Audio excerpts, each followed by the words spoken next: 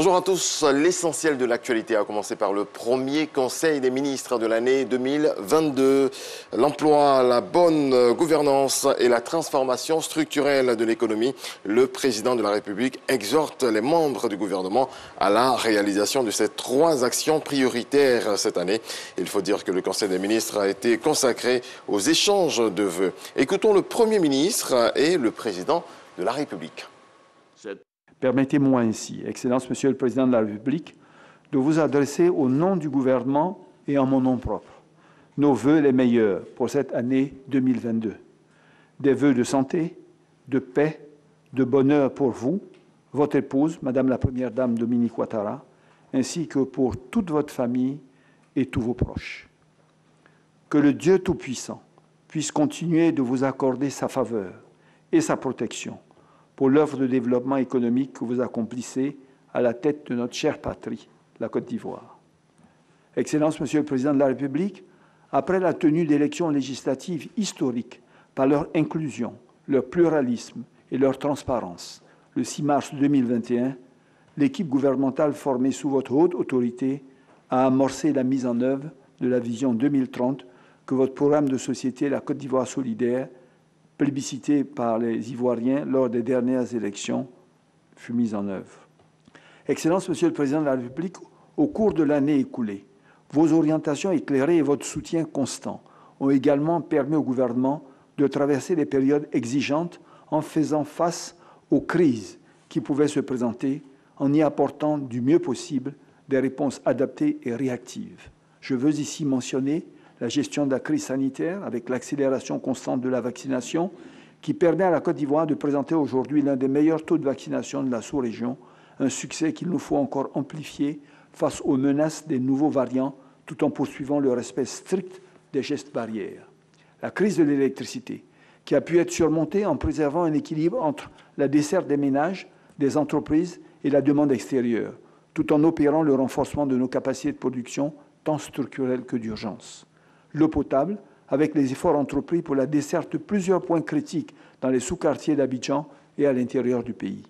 L'assainissement, avec les efforts également entrepris pour prévenir les risques d'inondation et de glissement de terrain. La reprise attendue du dialogue politique. Enfin, les menaces terroristes face auxquelles nos forces de défense et de sécurité affichent une résistance remarquable grâce à votre leadership et au renforcement constant de leurs moyens techniques et humains.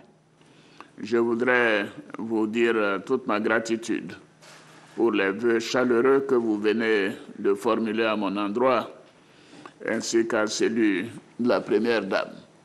En retour, Monsieur le Premier ministre, je forme pour vous-même, pour chacune et chacun des membres du gouvernement, ainsi que pour vos collaborateurs et vos familles respectives, des vœux de bonne et heureuse année 2022.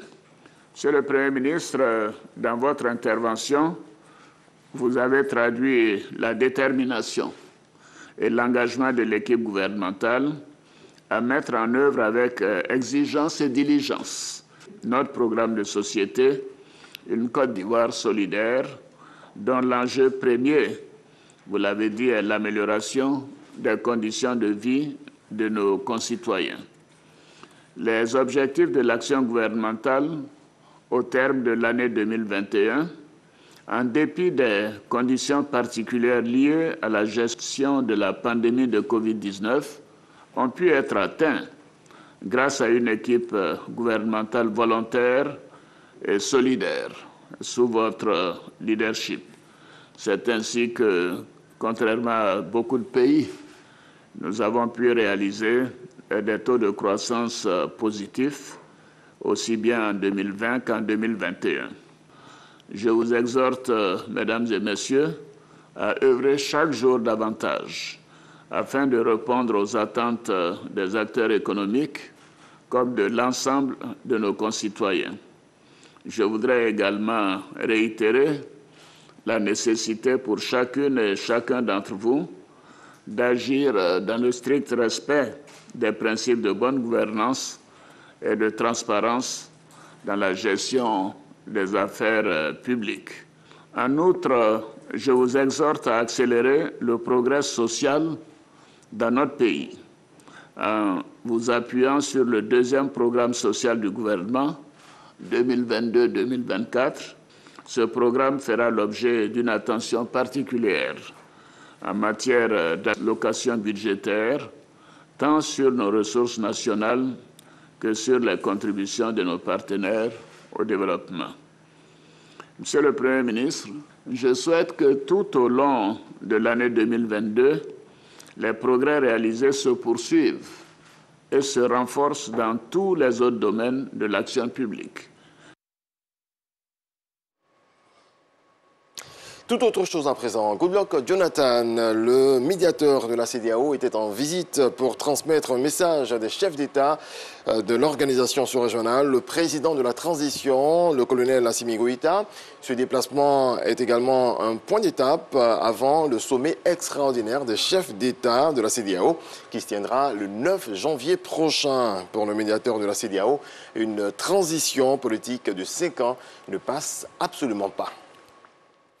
La vérité d'aujourd'hui sera-t-elle la même dans moins de 100 jours? À presque 3 mois du premier tour de l'élection présidentielle en France, la dernière vague de sondage IFOP fiducial pour Figaro et LCI place Emmanuel Macron largement en tête des intentions de vote. Quelles que soient les hypothèses testées, le président français est crédité de 27% des suffrages dans tous les cas de figure.